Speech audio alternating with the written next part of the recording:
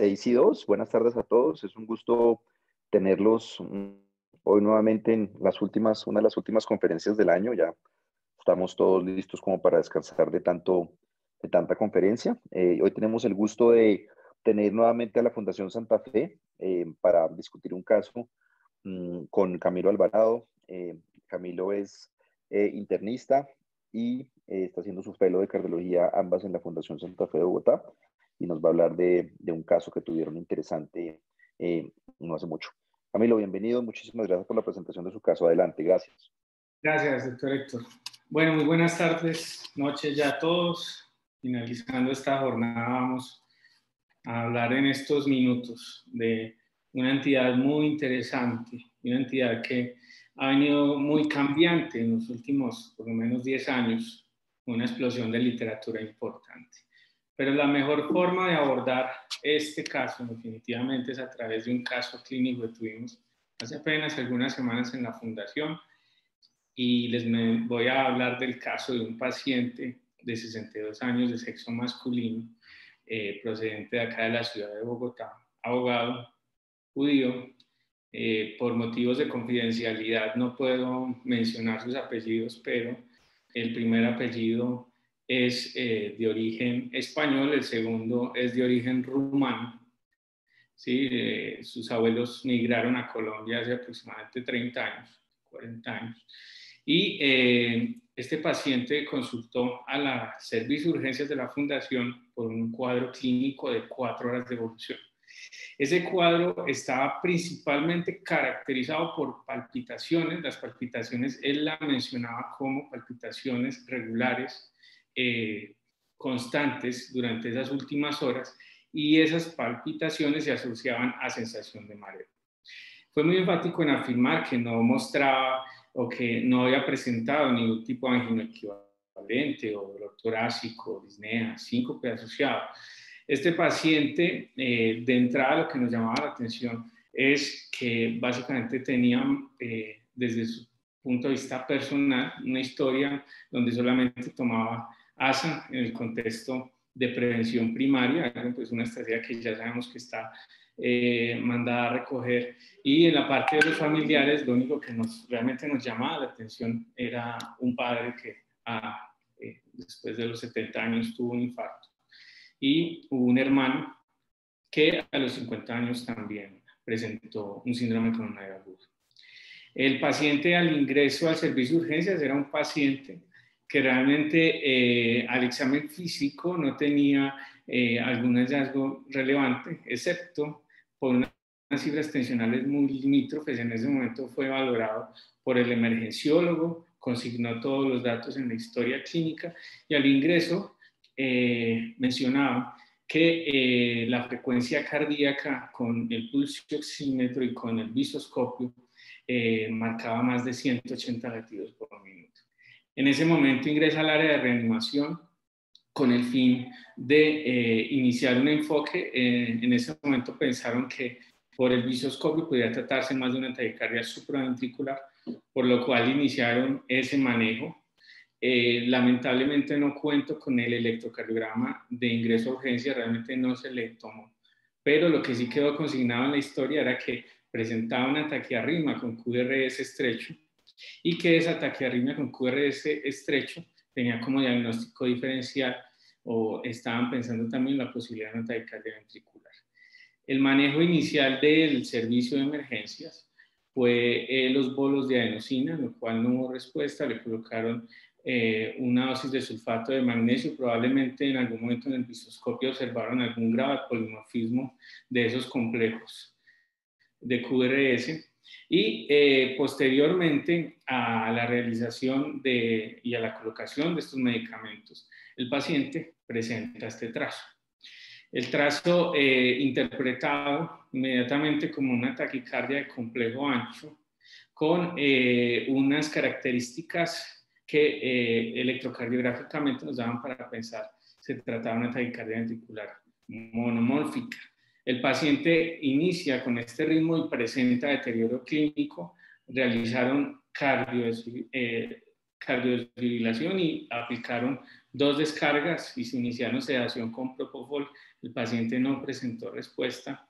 En ese momento realizaron también la colocación de un bolo de amiodarona, con lo que lograron el control de ritmo y la frecuencia, y el electrocardiograma, como ven en la diapositiva, quedó en este basal. A los pocos minutos tomaron otro electrocardiograma, pero de este electrocardiograma, lo que básicamente nos llamaba la atención, a ustedes ampliar las pantallas, es que el paciente estaba ya en ritmo sinusal, presentaba una inversión de la onda T a nivel de B1 hasta B4 y una pequeña onda que estaba ubicada al finalizar el complejo QRS. El electro posterior a este nos aclaraba un poco más el electro posterior a la cardioversión farmacológica. Ese electrocardiograma se caracterizaba por inversión de las ondas T de B1 hasta incluso B5, la presencia de una onda posterior al complejo QRS que en ese momento no fue interpretada. Al paciente le realizaron biomarcadores. Los biomarcadores fueron positivos con delta-troponina positiva y lo ingresaron al Centro de Cuidado Clínico de Infarto de la Fundación, donde básicamente lo que hacen es realizar una estratificación invasiva.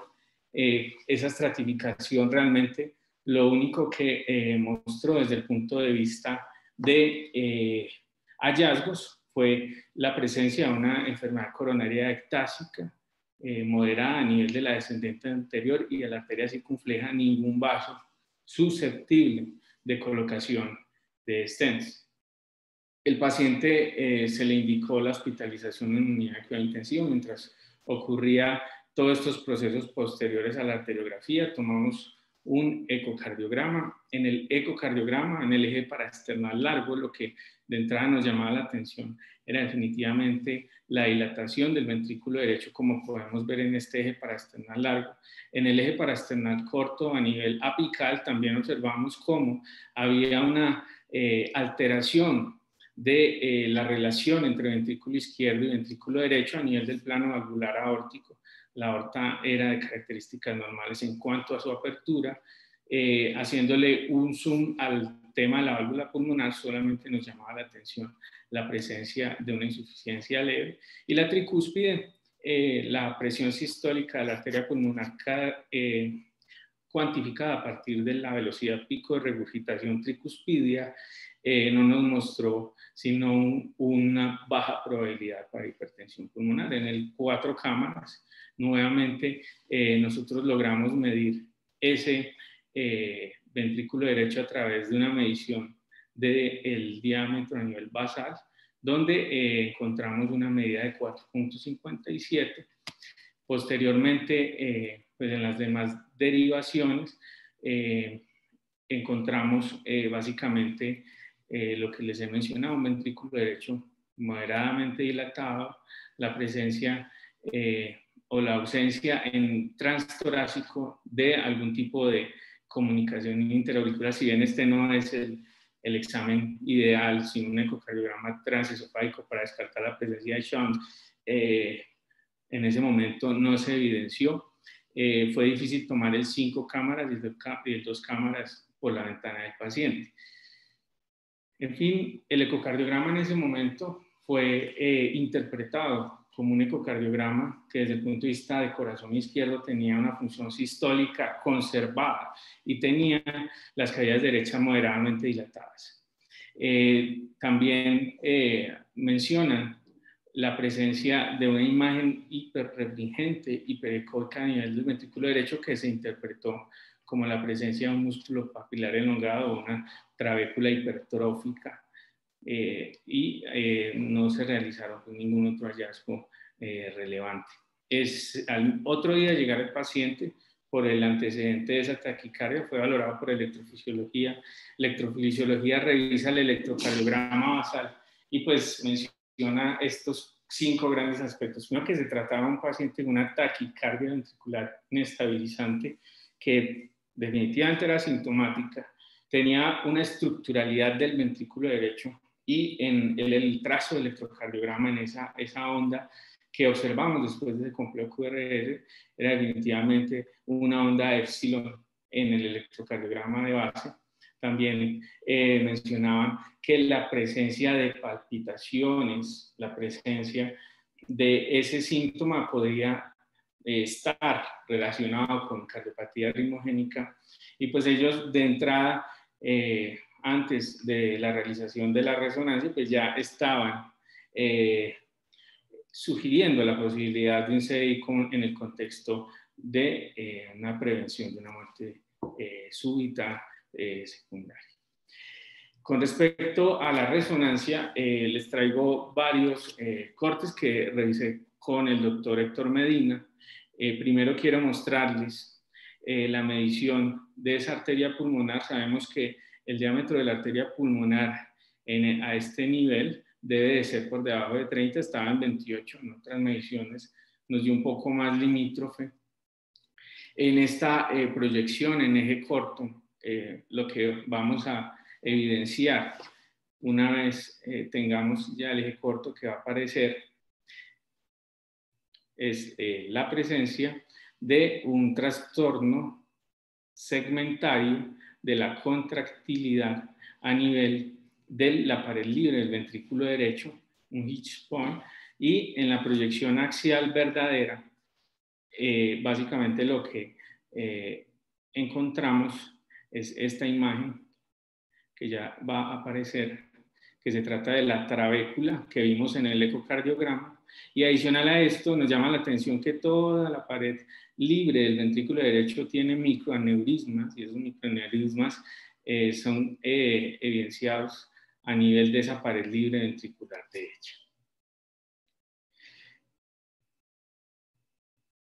En estas secuencias de gadolinio con respecto a si había unos realce tardíos, simplemente les traigo la de 6, 9, 14 y 16 minutos, donde definitivamente se descartó la presencia de estos. Las medidas morfológicas y funcionales de esta resonancia nos permitieron detectar que teníamos volúmenes telediastólicos para un hombre mayores a 100 indexados. En este caso fue de 136.18, y las otras medidas con respecto a la presencia de dilatación y al aumento de ese volumen a nivel del ventrículo derecho se lograron encontrar. Lamentablemente no tengo cálculos directos de QPQS porque de entrada tendríamos que pensar también en la posibilidad de un shunt, dado también la posibilidad de que hubiera compromiso a nivel del árbol pulmonar. Sin embargo, claramente podríamos decir que se trata de un ventrículo derecho dilatado con una arteria pulmonar normal, lo que nos haría pensar en una cardiomiopatía primaria como primera opción. La resonancia cardíaca interpretada acá en la fundación, básicamente lo que dice es que se observaba esa normalidad en la contractilidad del ventrículo derecho y la hipoquinesia difusa con el área focal a nivel de la base ventricular, donde había una área de disinesia. En las secuencias T1 y T2, como les mencionaba, el miocardio se observó homogéneo y el realce tardío fue normal. Y finalmente, una de las conclusiones que fue finalmente dadas a partir de este examen fue que había una dilatación del ventrículo derecho con un aumento de volumen, una disminución en la fracción de eyección a nivel de este y una alteración de la contractilidad.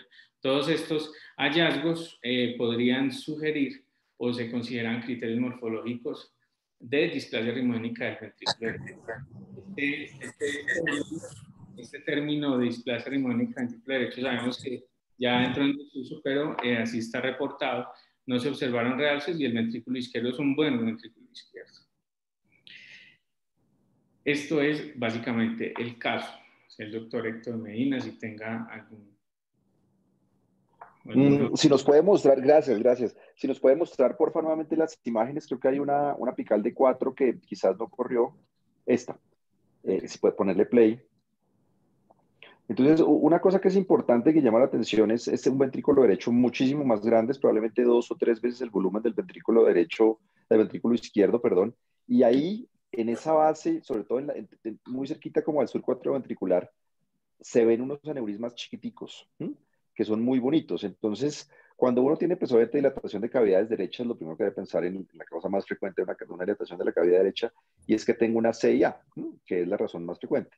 Pero cuando uno tiene una CIA, generalmente se acompaña de una arteria, en un paciente de 62 años, en cuya CIA probablemente pues lleva 6 décadas de la vida sobrecargando el ventrículo derecho y las cavidades derechas, que la pulmonar también esté supremamente dilatada. Y si uno ve ese ventrículo tototototote que tiene, pues uno dice, hombre, esperamos que la pulmonar esté dilatada, y no es el caso. La pulmonar, haciendo el mayor esfuerzo que pudimos hacer, realmente no medía más de 29 milímetros, que no corresponde, y tampoco está más grande que la aorta.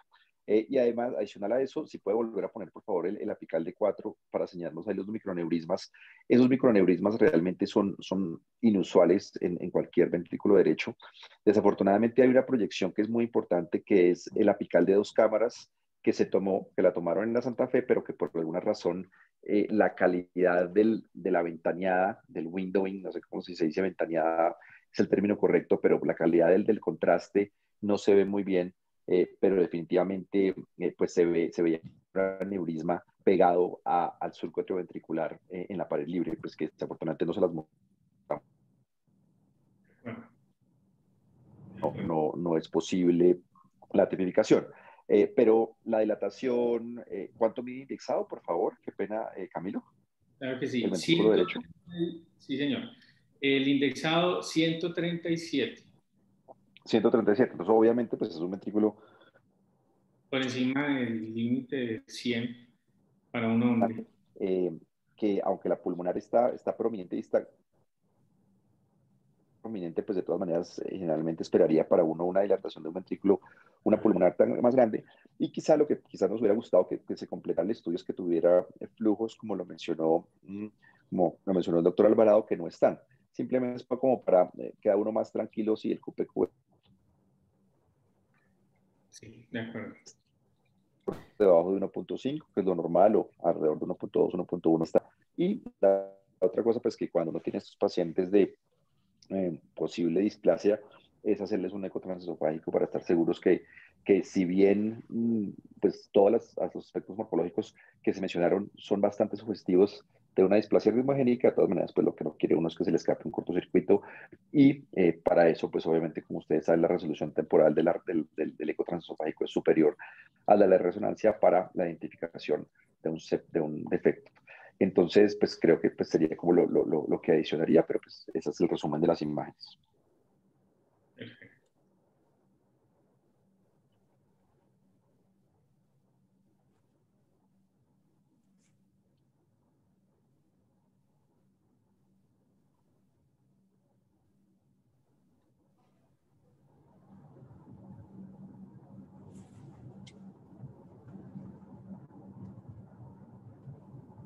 Perfecto. Bueno, si el auditorio digital tiene alguna otra consideración del caso, sea bienvenida. Si no, vamos a hablar y vamos a actualizarnos un poco con respecto a todo este tema de displasia ritmogénica. Yo tengo una pregunta adicional, qué pena, Camilo. ¿Será que nos puede mostrar el electrocardiograma después de que le hicieron la Sí, señor. administración de amiodarona, por favor? Como Sí, no sé señor. si haya algún colega electrofisiólogo o si los pelos quieran opinar acerca de cómo se ve ese electrocardiograma después, para ver si tiene alguna característica o algún patrón que pueda sugerir. No sé si le puedo hacer zoom ahí.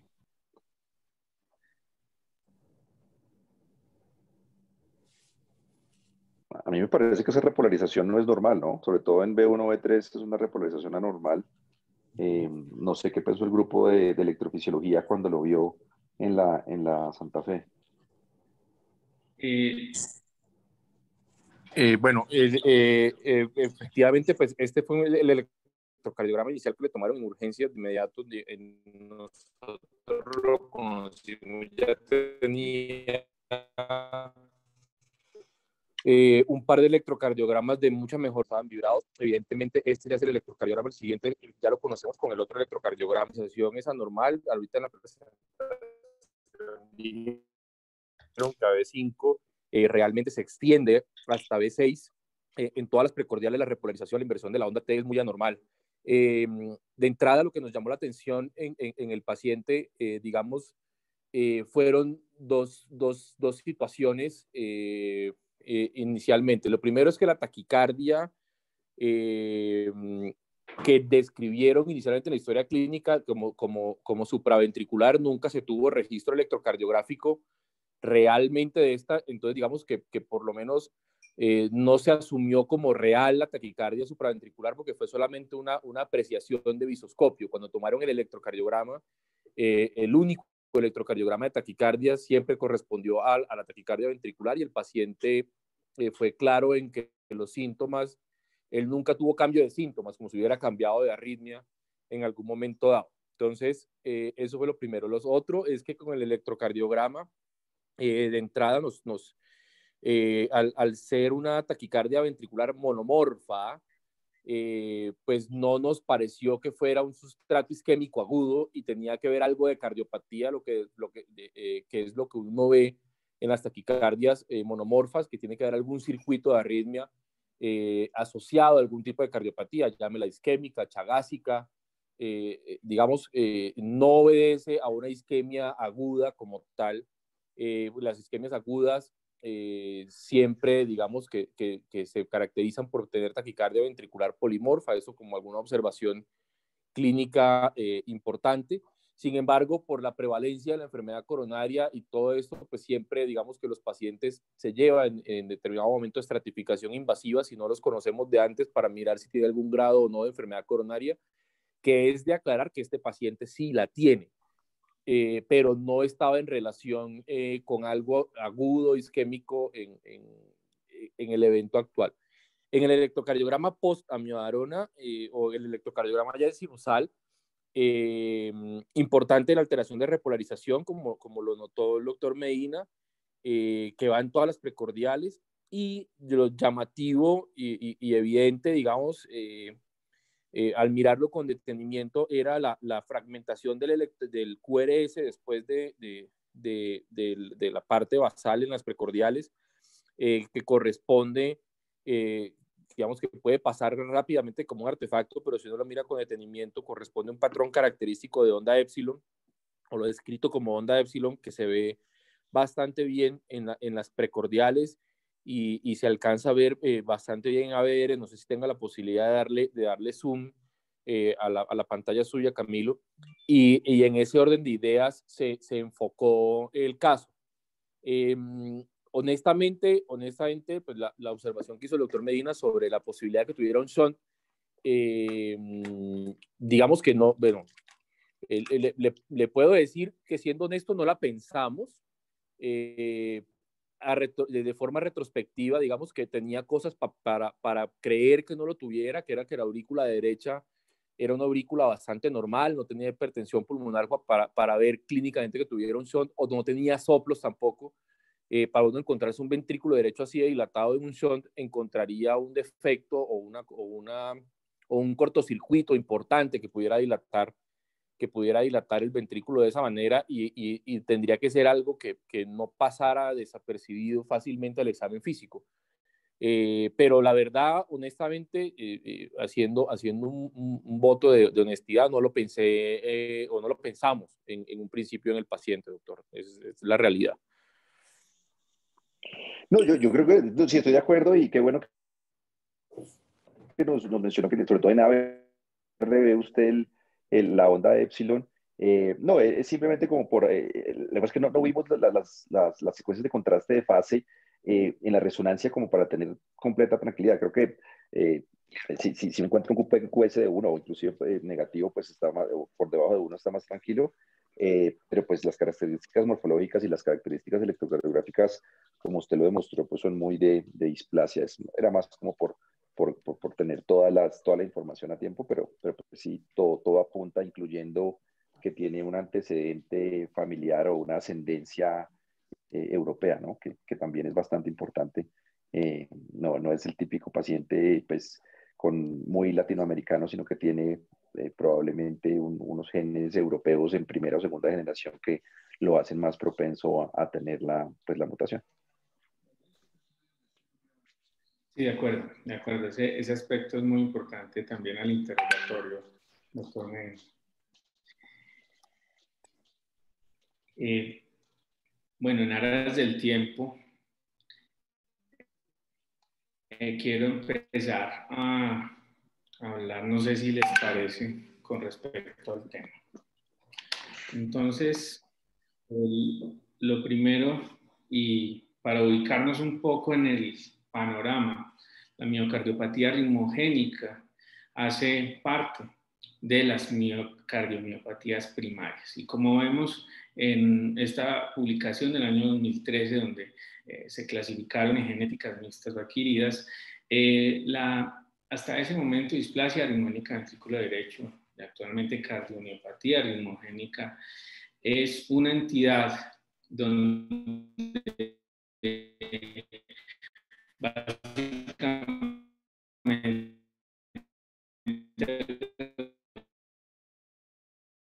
que tenemos una arritmia, pero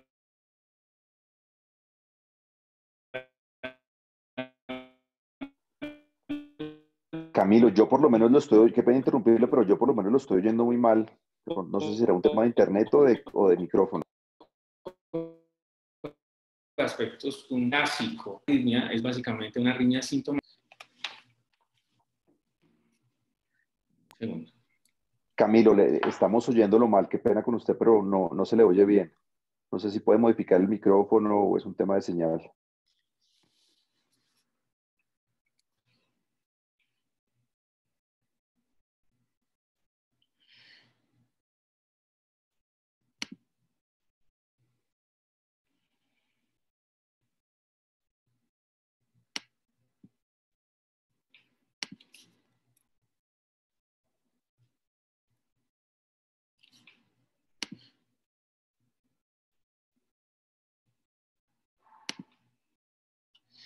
Bueno, creo que ahora sí.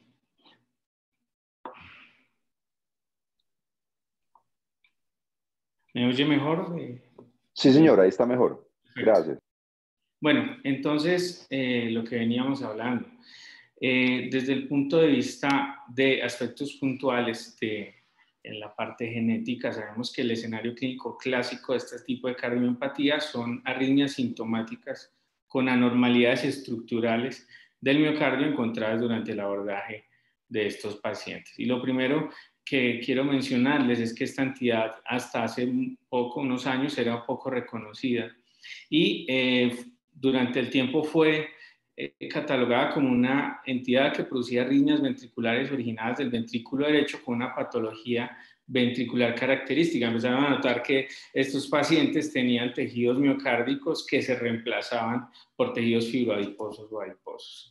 A medida que pasa el tiempo, vamos teniendo más estudios donde lo que van encontrando es una correlación con respecto a la parte genética y a la producción de ciertas proteínas a nivel del desmosoma.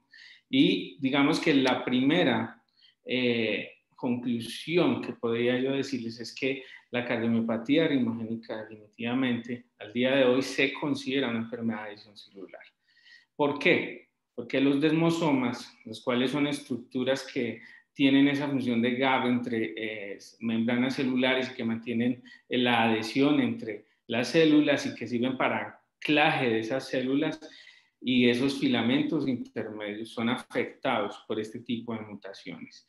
La mutación más importante y la que más se encuentra es la mutación de placofilina 2, donde en la mayoría de estudios observacionales europeos y estadounidenses constituye la primera causa de mutación. En otras zonas del mundo, las otras mutaciones por desmogleínas, por desmoplaquinas son más frecuentes.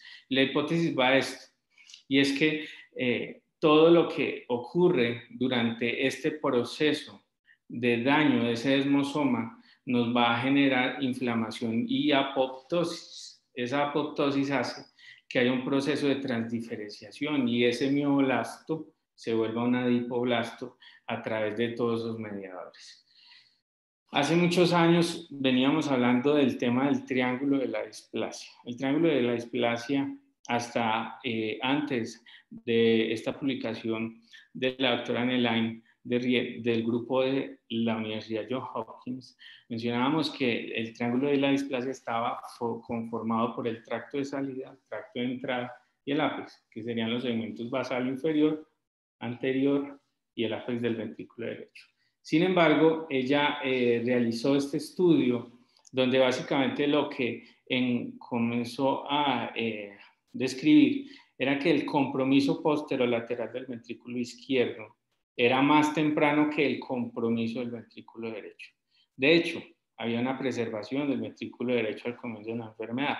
Entonces vemos cómo claramente en la diapositiva, a medida que va avanzando en la parte de complejidad de la enfermedad, va apareciendo el compromiso, que sería esta zona amarilla. Ese compromiso del ventrículo derecho se correlacionaba especialmente con los estadios avanzados. Y a partir de esta publicación empezamos a hablar que en los estadios tempranos aparece inicialmente el compromiso del ventrículo derecho a nivel de la pared basal inferior anterior y el compromiso del ventrículo izquierdo a nivel posterolateral. Algunos aspectos importantes con respecto a la epidemiología y la genética es que definitivamente esta enfermedad es una enfermedad entre los 10 y los 50 años. En la mayoría de las cohortes publicadas mencionan que durante estos grupos etarios vamos a tener la presencia de esta enfermedad. También hay que mencionar una cosa con respecto a la genética, y es que la herencia usual es la autosómica dominante. Sin embargo, hay unas formas que son familiares, que son de alta penetrancia, una penetrancia mayor al 90%, que son las formas familiares de cardiomiopatía ritmogénica, que generalmente se asocian con un síndrome queratocardíaco, donde lo que ocurre es queratosis palmar, plantar, y esa enfermedad se llama la enfermedad de Naxos. También es importante mencionarles que durante los estudios genéticos también se ha encontrado que los familiares de primer grado, los parientes de primer grado, son los más afectados desde el punto de vista genético por la expresión de este gen. Y de todos los tipos de familiares de primer grado, los que tienen mayor riesgo de desarrollar la cardiomiopatía ritmogénica son los hermanos. Se ha mencionado que los hermanos tienen 3 veces riesgo mayor de ser diagnosticados por cardiopatía ritmogénica versus los hijos versus los abuelos. También es muy importante mencionar que hay una progresión de daño estructural, y el doctor Mas, que en una universidad de Países Bajos trató de determinar cómo a lo largo de varios años de seguimiento, exactamente 6 años, habían unos cambios y una progresión de daño estructural, especialmente a nivel del tracto de salida del ventrículo derecho en cuanto a su dimensión, donde aumentó. También una disminución de la fracción de acortamiento y un leve deterioro de la fracción de eyección del ventrículo izquierdo. Entonces, también una manera de puntualizar, esta enfermedad se asocia con deterioro de la función cardíaca con el tiempo. Hablando un poquito más de clínica, también sabemos que estos pacientes, la mayoría de la sintomatología está correlacionada con palpitaciones. En muchas de las cohortes ya he mencionado una incidencia hasta del 67%. Y un aspecto importante en esta población es que el 20% de los pacientes pueden presentar arritmias ventriculares potencialmente mortales. Con respecto a este tópico de arritmias ventriculares en cardiomiopatía ritmogénica, sabemos que estas se asocian definitivamente con formas más severas de enfermedad, con transmisiones autosómicas recesivas y con un peor pronóstico. Sabemos que la enfermedad y la cardiomiopatía se ha correlacionado en la mayoría de estudios con una serie de factores predictores. Específicamente la presencia de complejos ventriculares prematuros se ha correlacionado con la presencia de mayor mortalidad y mayor daño. En este estudio publicado, donde trataron de determinar cuáles eran estos factores asociados a esas arritmias ventriculares, ellos lograron determinar que había una diferente expresión de la enfermedad con respecto a la supervivencia cuando mirábamos unos factores como la historia de un ejercicio de alta intensidad. El ejercicio de alta intensidad por encima de 6 METs se comportó como un factor pronóstico y de predicción de arritmia ventricular fatal. También ocurrió así para las inversiones de la onda T en la derivación B3 y la presencia de una dispersión mecánica del ventrículo izquierdo, la cual también se asoció con un aumento en la presencia de estas arritmias ventriculares. También sabemos que los pacientes que tienen arritmias ventriculares tienen una menor supervivencia respecto a los que no la presentan. También es importante mencionarles que clásicamente se han mencionado los patrones de expresión de la enfermedad, ¿sí? Y los patrones de expresión van básicamente enfocados en definir cuál es el lado del corazón que está más afectado. En la mayoría de los casos tenemos afectaciones biventriculares seguido del patrón clásico, que es aquel donde está la alteración de la placofilina 2 y donde básicamente vamos a tener principalmente alteraciones del ventrículo derecho. También mencionar que no es lo mismo la clínica del lado derecho con respecto a la del lado izquierdo. En la del lado derecho predomina manifestaciones como palpitaciones, dolor torácico, síncope, mientras que en el lado izquierdo se ha reportado una menor incidencia y estos pacientes no presentan síncope. Se ha tratado de caracterizar mucho mejor la displasia ritmogénica del ventrículo izquierdo, que podría ser básicamente otra charla, pero lo que les puedo mencionar es que se caracteriza básicamente por la presencia de una inversión de la onda T a nivel de la cara inferolateral del electrocardiograma, y estos pacientes, por producirse a nivel del lado izquierdo, vamos a tener morfología de el bloqueo de rama derecha. También es importante mencionarles que con respecto a la imagen vamos a tener cambios a nivel del ventrículo izquierdo, vamos a tener estas alteraciones ubicadas allí, dilataciones, aneurismas a nivel del ventrículo izquierdo, pero ahí nos podría ayudar mucho la biopsia y la resonancia cardíaca para determinar qué tipo de tejido es el que se está reemplazando, si es adiposo, si es fibroadiposo o si realmente es una cicatriz de un infarto. El abordaje general de la cardiomopatía ritmogénica como enfoque inicial en la mayoría de pacientes en los cuales sospechamos tiene una recomendación clase 1 para la toma de 4 exámenes básicos, uno de los cuales es el electrocardiograma de 12 derivaciones, pues altamente disponible, el Holter de 24 a 48 horas, el ecocardiograma y la resonancia. El panel genético y todo lo que es la utilidad en el contexto de alta sospecha se utiliza básicamente en esos individuos donde las características de la arritmia, ¿sí? Los antecedentes familiares, muertes inexplicables, síntomas arrítmicos en otros miembros de la familia nos permitiría también determinar cuál es el gen que está produciendo la patología o descartarlo. También es importante mencionarles que el Task Force revisado del año 2010 nos menciona que el electrocardiograma per se tiene una importante capacidad diagnóstica con respecto a criterios mayores y menores.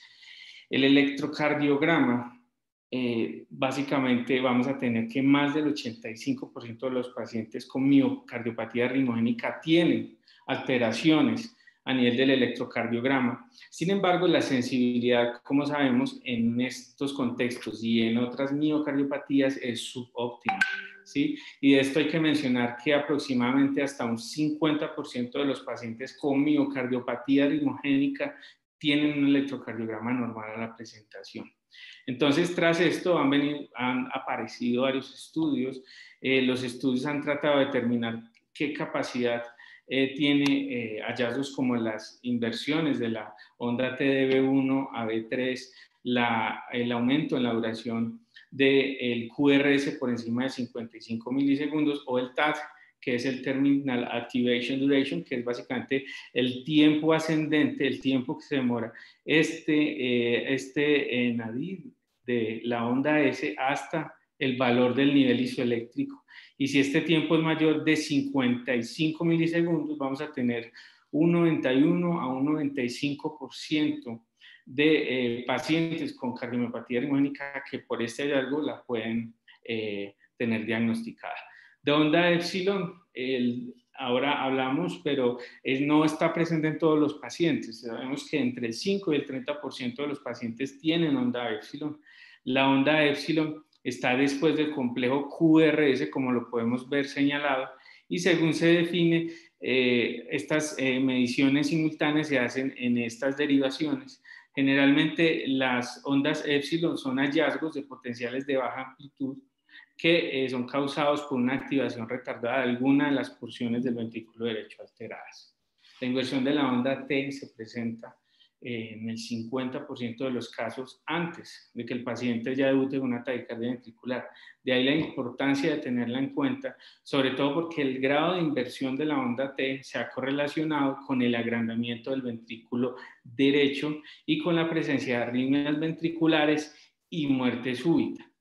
También es importante mencionar que no solo tenemos el electrocardiograma. Sabemos que el Holter es muy útil, por ejemplo, para hacer la valoración de la carga de las contracciones ventriculares prematuras. Sabemos que hay cardiomiopatías que son empeoradas por la presencia de cargas de contracciones ventriculares prematuras muy frecuentes que para este caso se definen por encima de 500 en 24 horas.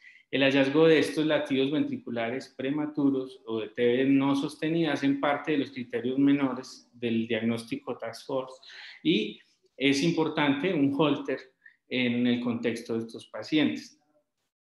También en la literatura ha mencionado electrocardiogramas con infusión de isoproterenol. Este medicamento es un beta-agonista que provoca arritmias ventriculares. Eso es básicamente lo que hace. Y esta prueba se ha mencionado que tiene un valor predictivo negativo muy importante, casi un 99%. Sin embargo, en nuestro medio no se hace. Y también tenemos el electrocardiograma para definir la presencia de potenciales tardíos ventriculares. Este electrocardiograma de señal media tiene una sensibilidad entre 70 y una especificidad de 92% para reconocer la presencia de este. También mencionarle en la mitad de la diapositiva, traje este diagrama de caja para mostrarles cómo en muchos estudios se ha logrado determinar que la duración del QRS en la derivación 1 nos puede ayudar a definir cuál es la diferencia entre una miocardiopatía ritmogénica del ventrículo derecho y una taquicardia del tracto de salida del ventrículo derecho. Esa duración media del complejo QRS en este estudio mostró que era mucho mayor en los pacientes con la presencia de la cardiomiopatía ritmogénica del ventrículo derecho, ¿sí? Y en este caso era por encima de 150 versus los que tenían la taquicardia de la entrada del ventrículo derecho, los cuales tenían en promedio 123. También mencionarles que existen otros parámetros como el BEXI. El BEXI se ha venido hablando para pacientes de cardiomiopatía ritmogénica en el contexto de diferenciarlos de los latidos ventriculares normales. Y se ha hablado ya de un punto de corte por encima de 180 milisegundos para definir que esta contracción ventricular prematura sea más una cardiomiopatía ritmogénica que una contracción ventricular prematura normal, y ese punto de corte mostró una especificidad del 98% para el diagnóstico de esta patología. En un corazón normal, la ectopia ventricular en promedio es de 170. La ecocardiografía, como vimos, es uno de los ayudas diagnósticas. Nos permite básicamente valorar dilataciones, discinesias del ápex, aneurismas del ventrículo derecho, y a partir de ahí podemos incluso aventurarnos a definir cuáles podrían ser categorías mayores o menores del diagnóstico. Vemos cómo ellos le dan la importancia a todo lo que es la medición en los ejes cortos y largos del tracto de salida del ventrículo derecho y el cambio de área fraccional. También mencionarles que en la mayoría de estudios se ha encontrado que la cardiomiopatía ritmogénica a nivel del ecocardiograma nos afecta las mediciones del tracto de salida, donde básicamente vamos a tener incrementos en las dimensiones, vamos a tener disminución del cambio de área fraccional y vamos a tener la posibilidad de valorar anomalías morfológicas como trastornos trabeculares, como lo vimos en el paciente. Podemos encontrar bandas moderadoras hiperreflectivas y la presencia de sacúlos en el ecocardiograma.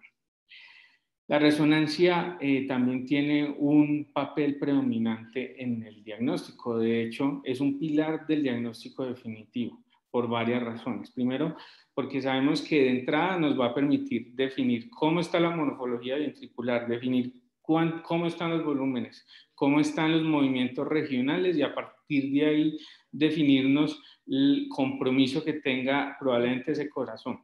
Y la resonancia también nos permite estratificar el riesgo. Sabemos que cardiomiopatías arritmogénicas con resonancias normales tienen menos posibilidad respecto a los pacientes que tienen resonancias anormales para muerte súbita cardíaca, paro cardíaco y en el caso de los que son portadores de CDI, la presencia de descargas apropiadas. Simplemente esta diapositiva la trae para resumirles. Nosotros en la descripción del paciente vimos algunos de los hallazgos, pero también podemos observar adelgazamientos a nivel de la pared libre. Ese adelgazamiento se asocia con aquinesia de la pared libre del ventrículo derecho y a nivel de la pared inferior podemos encontrar abombamientos. No olvidar la importancia que tiene en estos pacientes la presencia de aneurismas infundibulares que muchas veces son disquinesia. Históricamente también se ha hablado de la angiografía del ventrículo derecho. Estos métodos diagnósticos han venido en desuso tras la llegada de la resonancia, pero recordar que la angiografía es un método invasivo y que nos permite básicamente valorar aneurismas discinéticos. La biopsia endomiocárdica tuvo en su tiempo un papel importante para el diagnóstico. Sin embargo, sabemos que con esas paredes tan delgadas y tan aneurismáticas hay un riesgo de perforación y que el paciente nos tapone. Y la tomografía la podemos utilizar para determinar algunas variaciones morfológicas como tamaños de cámara, trabeculaciones. También podemos ver densidad grasa intramiocárdica a través del ATAC y también nos podría ayudar como método diagnóstico en los pacientes que ya tienen algún dispositivo. El estudio electrofisiológico y todo lo que es la parte del mapeo electroanatómico es muy importante. ¿Por qué? Porque nos permite a través de esas pruebas determinar la posibilidad diagnóstica y terapéutica. ¿Sí? Sabemos que la prueba de estudio electrofisiológico combinado con ablación puede ser útil en los pacientes en el tratamiento que tengan la cardiomiopatía arritmogénica y que tengan además extrasístoles o extrasístoles ventriculares sintomáticas refractarias o episodios recurrentes de TB sostenida. Este es el grupo de pacientes, incluso como podemos ver, las últimas recomendaciones que incluye el HRS del noviembre del año pasado, nos mencionaba que hay un grupo de pacientes que se pueden beneficiar de esto. También mencionarles que hay estudios que han tratado de determinar cómo es el estudio electroanatómico versus la resonancia y en algunos aspectos hay mayor sensibilidad a estos estudios electroanatómicos versus la resonancia.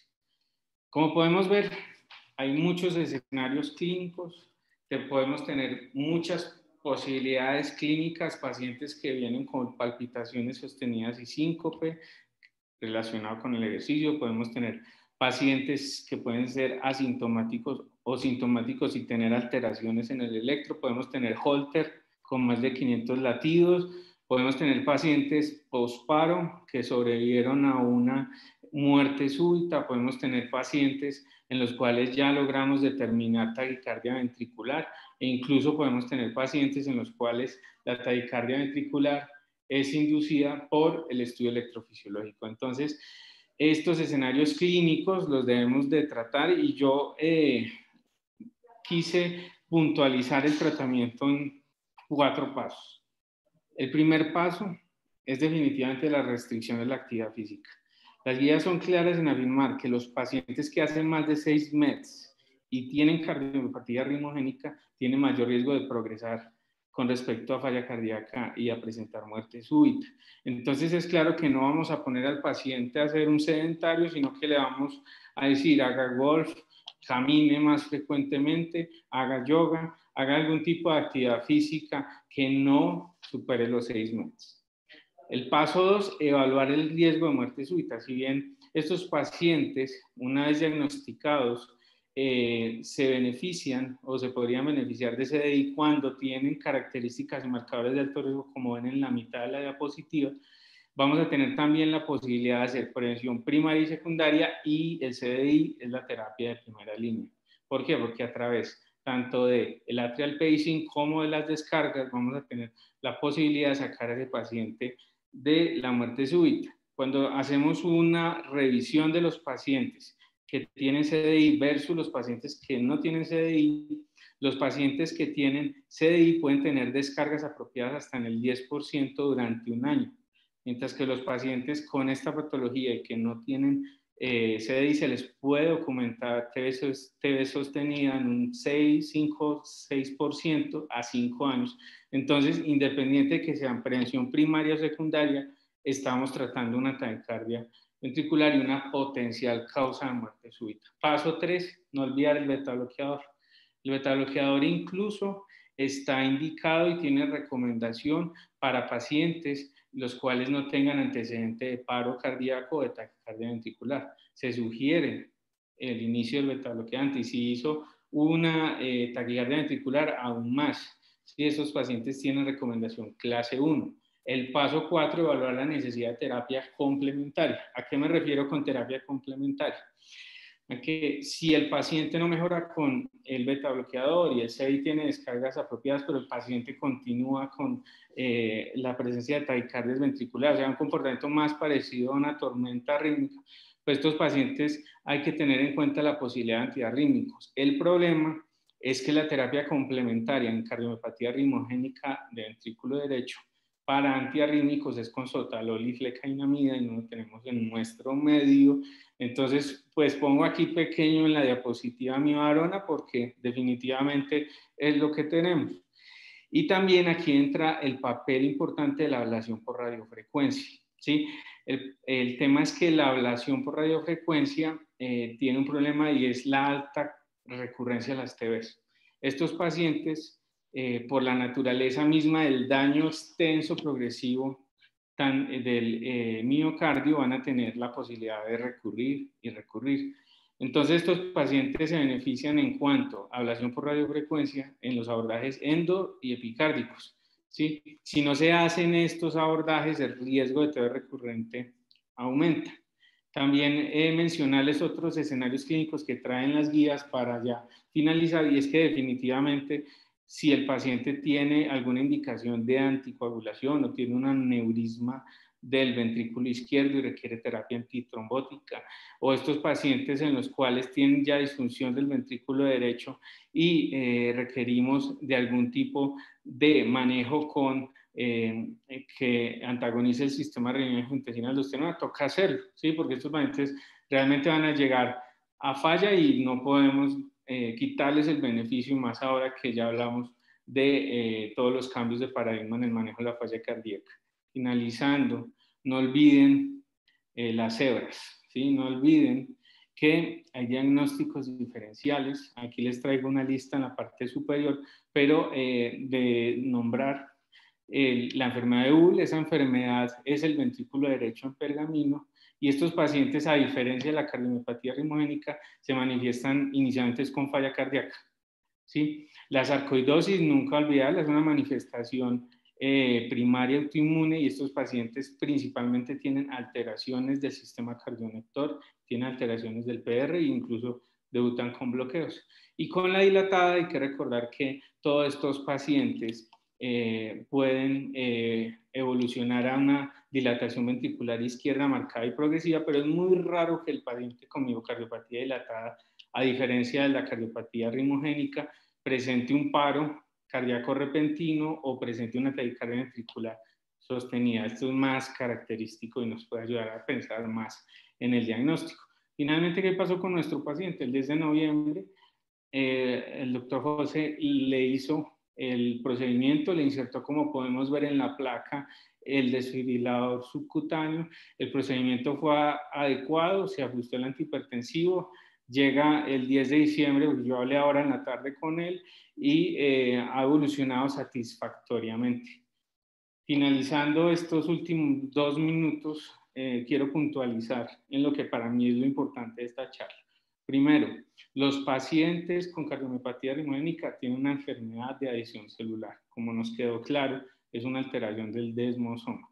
Lo segundo es que cuando nos hablen de triángulo de la displasia, nos acordemos que ya no es el ápex, sino que la pared posterior lateral del ventrículo izquierdo, ¿sí? Y que el ápex se altera cuando hay estadios avanzados. En diagnóstico, recordar la importancia de tener siempre en estos pacientes el electro, el Holter, un ecocardiograma y la resonancia.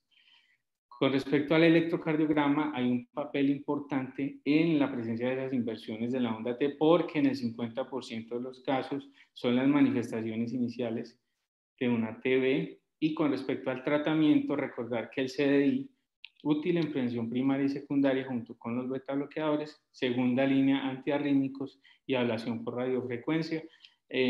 También pues se ha mencionado el aislamiento del ventrículo derecho, el trasplante cardíaco, pero considero que eso es otro asunto porque sobre eso no hay mucha evidencia. Y con respecto al pronóstico, es una enfermedad de una altísima progresión, son pacientes complicados y no se puede olvidar el manejo de la falla cardíaca, porque estos pacientes tarde o temprano van a requerir todo el manejo que tenemos en la actualidad.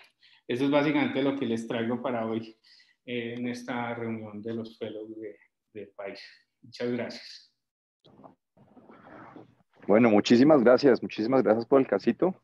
Muy, muy interesante y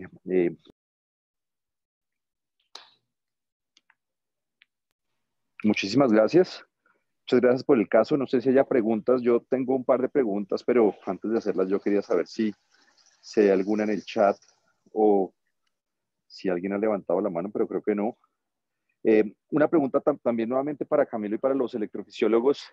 Si este paciente no se le hubiera dado amiodarona, o bueno, incluso con la administración de amiodarona, pero si se hubiera colapsado, hubiera necesitado iniciar todo el protocolo y que hubiera necesitado cardiovención eléctrica, ¿qué tanto se modifica la onda epsilon en esas circunstancias, tanto con la amiodarona como si hubiera necesitado, pues si se hubiera colapsado y hubiera necesitado defibrilación?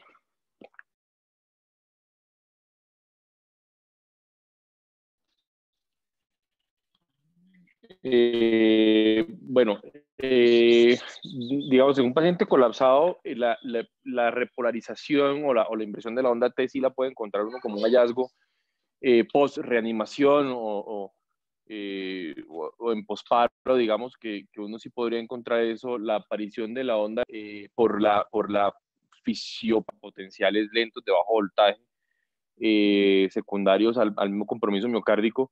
Digamos que uno no esperaría que eso fuera una consecuencia de una administración de antiarrítmicos, digamos que no lo esperaría uno la epsilon como tal, de pronto las alteraciones de repolarización sí, como la inversión de la onda T en las precordiales. Tal vez eso, no sé si conteste la pregunta, doctor Medina. Sí, muchísimas gracias, exactamente. Muchísimas gracias. Creo que hay varias preguntas, un momentico. Gracias, Camilo, excelente presentación, excelente, Camilo, excelente revisión. Bueno, yo tengo, no sé, voy a hacer otra pregunta adicional, qué pena, pero no veo más preguntas. No sé, nosotros tenemos, y hablábamos de esto con nuestros colegas de Valle de Lili, porque en Valle de Lili tienen 20 displasias, que es un número grande para una enfermedad pues que genéticamente no es tan frecuente en nuestro medio, y de pronto a través de la sociedad o con la unión de programas podemos unir o juntar todos esos casos y sacar una publicación. Nosotros en los 4 años que yo llevo en la cardio tenemos 4 displasias, pero de pronto conversamos con Camilo y con la gente del ICESI, que es donde yo más he oído que tienen, porque pues Me parece que es una patología muy inusual, es rara en nuestro medio, y creo que de pronto si nos juntamos y ponemos todos estos casitos juntos en una sola publicación puede ser interesante para ver cómo, a pesar de que estamos lejos de Grecia y de Italia y de Europa, pues de todas maneras están este tipo de pacientes como el paciente que tan bonito y el caso tan interesante que nos presentó Camilo, en donde pues si uno hace, se da cuenta de la ascendencia, mira los apellidos, hace un buen screening y un árbol familiar y junta todos los hallazgos que, pues, que nuestros colegas de la Santa Fe juntaron, pues el diagnóstico es bastante llamativo y bastante probable. Entonces, pues nada, los invitaría a que si alguien tiene un caso de displasia, pues hablemos con Camilo y con nuestros fellows y con la gente de Cali, que es donde yo he oído nuevamente que hay más cantidad de casos y de pronto lograr una publicación. Completamente de acuerdo, doctor. Y yo creo que yo creo que de pronto hay un poquito más de pacientes. Este señor, digamos, como una nota aparte, es un paciente que tiene un diagnóstico de dilatación de ventrículo derecho, diagnosticado hace 30 años, le dijeron que tiene dilatado el ventrículo derecho, pero le dijeron que esa vaina era porque él era deportista y no le hicieron nada en todo este tiempo. Entonces, digamos que ahora, porque debutó con el episodio de arritmia, pero él se creía una persona completamente sana hasta la hospitalización en mención de la presentación que hizo Camilo. Entonces, digamos que yo creo que hay bastantes casos por ahí que como perdidos. Yo estoy pendiente de dos cosas con él puntuales. Uno, el estudio genético, y dos, él tiene dos hijos, los cuales hay que estudiar sin duda alguna. Hay un hermano de él que está revascularizado, que anda como perdido, pero la idea es tratar de poder contactarlo también, porque sería importante por los sobrinos del paciente saber si el hermano tiene algún tipo de compromiso o no. Eso dependerá en los sobrinos de qué le salga a él en el estudio genético, y a los hijos. Yo sí no quiero esperar el estudio genético, sino que sí quisiera de todas formas tener alguna imagen de resonancia y de electrocardiografía con ellos.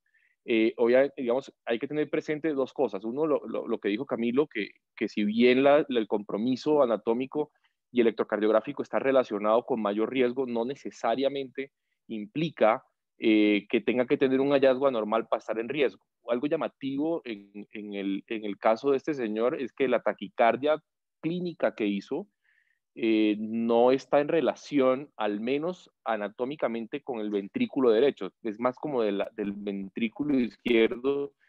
eh, y hay alguna observación ahí, es que eso puede ser simplemente la vía de salida, pero es importante tener presente que uno no no tiene que ver alguna alteración imagenológica o electrocardiográfica para poder estar en riesgo de muerte súbita necesariamente. Hay que de pronto, a pesar de que estamos lejos de Grecia y de Italia, una cuña aparte, doctor, si al quien veo en la lista de los participantes es quien yo me imagino que se llama Arnoldo Suárez.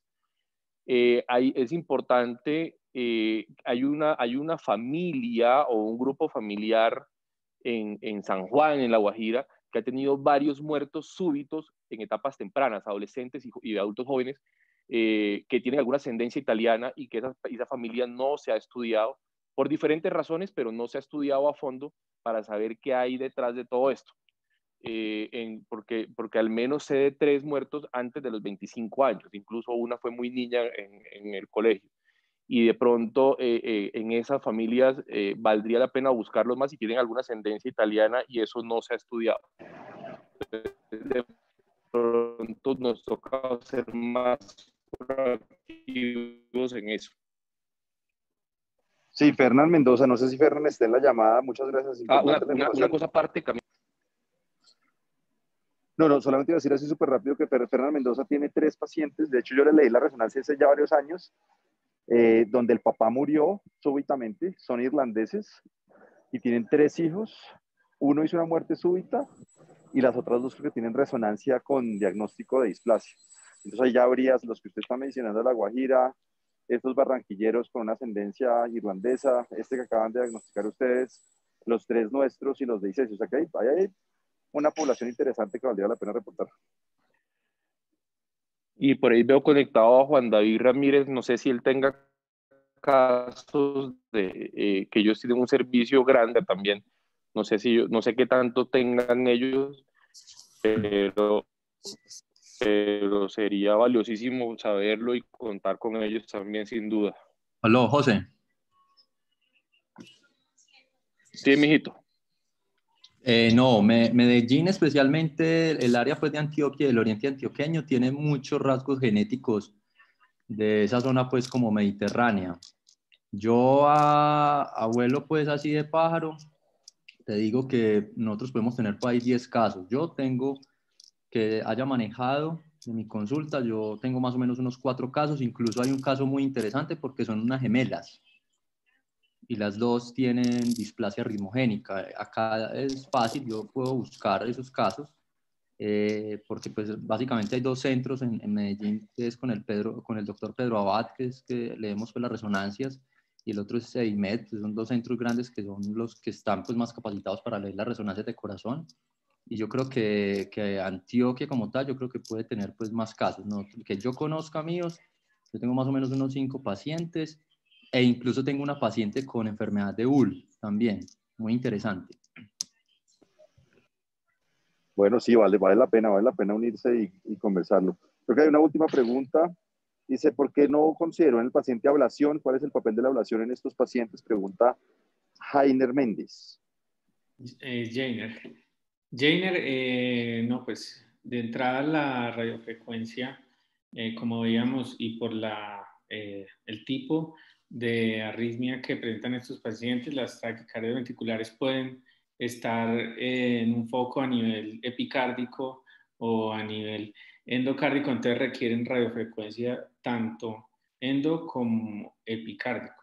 El problema de esto es que tienen alto riesgo de recurrencia de las taquicardias ventriculares porque, como veíamos, la naturaleza... Jainer, sí.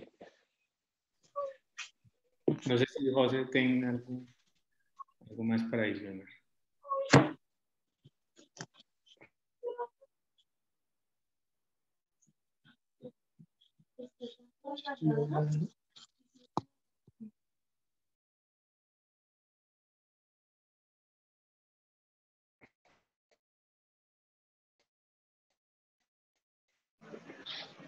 Bueno, estamos ya pasados, pero bueno, muchísimas gracias, excelente caso.